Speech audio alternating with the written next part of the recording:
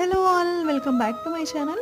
Weather చల్లగా ఉన్నప్పుడు ఇలా వేడి వేడి పూరి చేసుకొని అందులోకి ఒక మంచి మసాలా కర్రీ చేసుకొని తింటే ఆ ఫీలింగ్ ఎంత బాగుంటుందంటే మాటలో చెప్పలేను. ఒక మంచి మసాలా కర్రీ రెసిపీ చూసేద్దాం. ముందుగా కుక్కర్లో కొంచెం ఆయిల్ వేసేసుకొని లవంగాలు 2 బిర్యానీ ఆకులు వేసుకొని చాలా చిన్నగా కట్ చేసి పెట్టుకున్న ఆనియన్ని, పచ్చిమిర్చి, కరివేపాకుని వేసేయండి. సాల్ట్ ఈ స్టేజ్లో వేయడం వల్ల ఉల్లిపాయ ముక్కలు తొందరగా వేగిపోతాయి. అదేవిధంగా కొద్దిగా అల్లం వెల్లుల్లి పేస్ట్, కొంచెం పసుపు వేసి చాలా చిన్నగా కట్ చేసి పెట్టుకున్న టమాటో ముక్కల్ని వేసి అది సగం ఉడికిన తర్వాత ఒక మీడియం సైజ్ ఆలూని చిన్నగా కట్ చేసి వేసుకోండి.